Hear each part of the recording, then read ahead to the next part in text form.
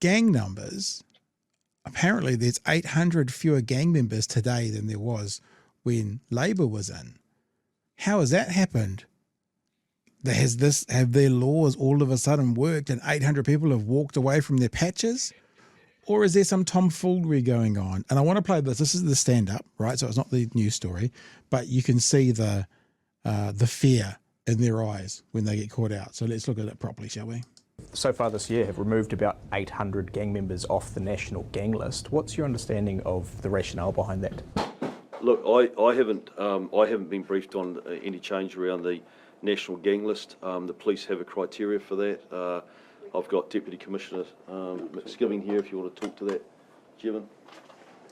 That's just, so you know, in the biz, that's called a hospital pass. Hospital pass going, hey, someone else can answer this one. Kia ora, thank you. Deputy Commissioner, Operations, New Zealand Police.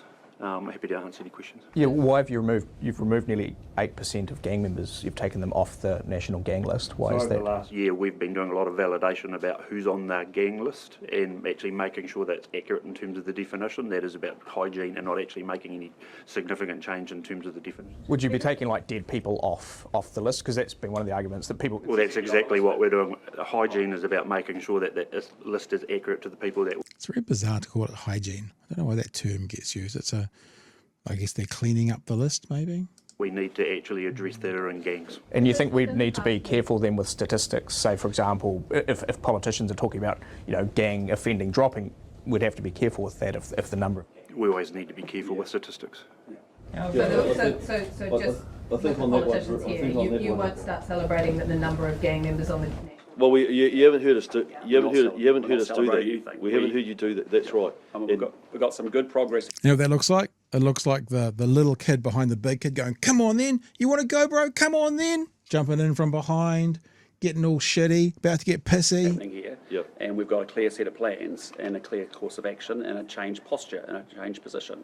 But actually, let's be clear, we've got a long way to go. We have absolutely. Just really quickly on Bennett's question around the national gang list.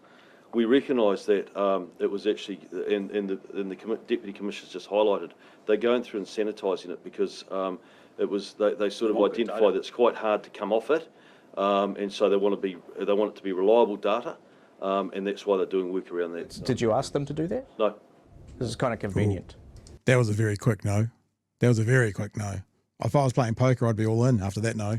For the government to have far fewer gangs. No disrespect, but it's not about the frickin' targets. It's actually about the outcomes. And the outcomes here are actually reducing violent crime. Yeah. And so we want to make sure we've got the best, most accurate, sanitised, clean data we possibly can. So I appreciate the base may be moving and that'll be what it will be. But it's important we have good quality data because that data actually drives a lot of actual actions from police officers going after gangs. So that's the important part. Yep, we'll keep making sure the data's clean and it's hygiened exactly as it should be. That's exactly what we want to do. But what I'm interested in is the outcomes, and the outcomes have to be less violent crime incidents. And as you know, we've got a long way to go. We've got some examples of where we've got good results and good outcomes, and as you've seen in Auckland CBD, but we've now got a set of new laws on gangs. We've got a clear position and policy about how we want to operate and the stance we want to have with gangs, and we're going to go after that.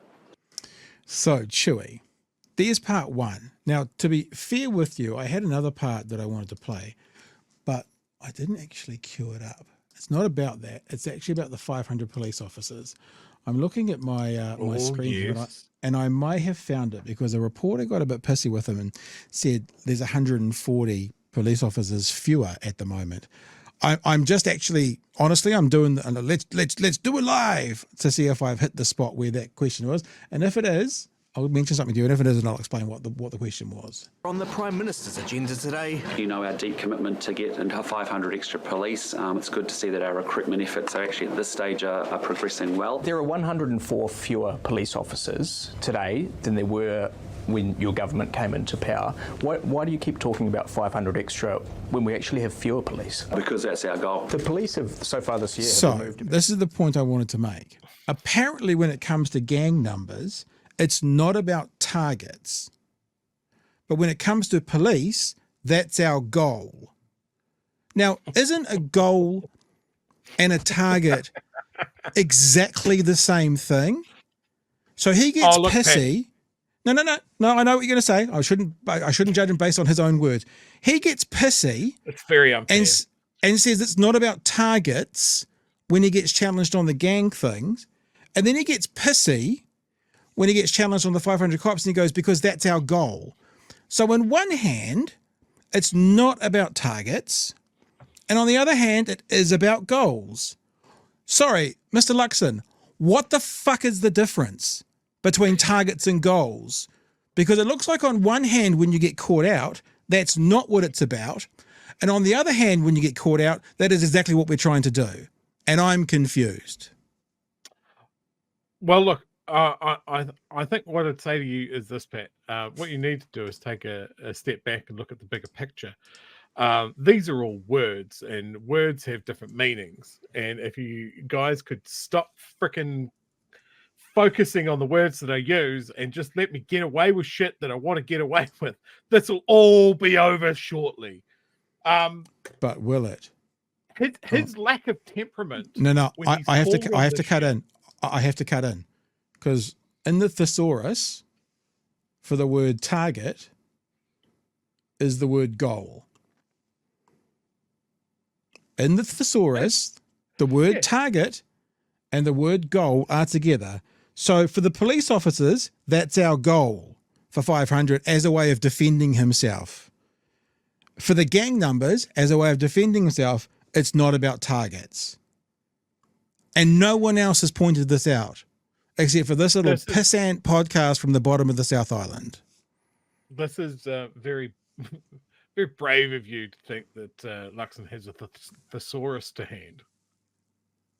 He's doing the TikToks. He hasn't got time to bring out his thesaurus. You know what makes me mad? What makes me mad is we don't get access to be able to ask them this question, and mainstream media doesn't fucking think hard enough about he's saying the exact same thing and looking for a different response. It actually frustrates me quite a lot. Yeah, he is. Look, I'm not blazing a new trail here. He is not very good at this. He wants the media to leave him alone and not call him on his bullshit. He wants to fling around these nonsense corporate buzzwords with zero pushback because that's what he's used to.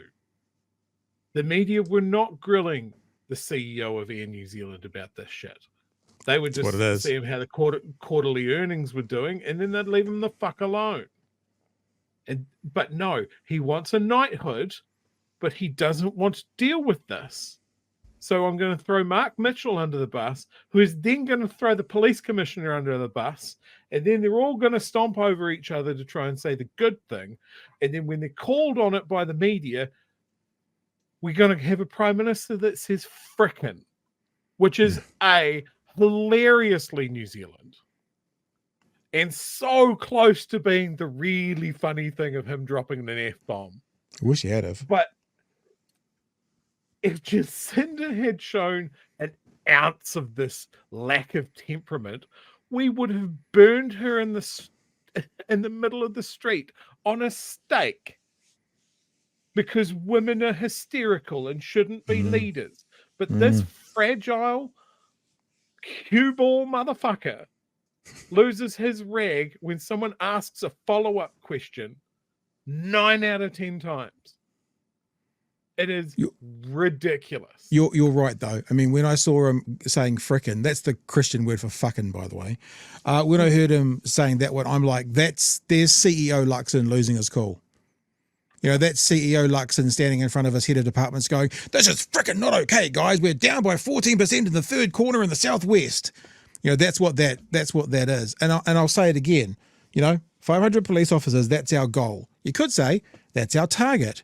800 fewer gang members.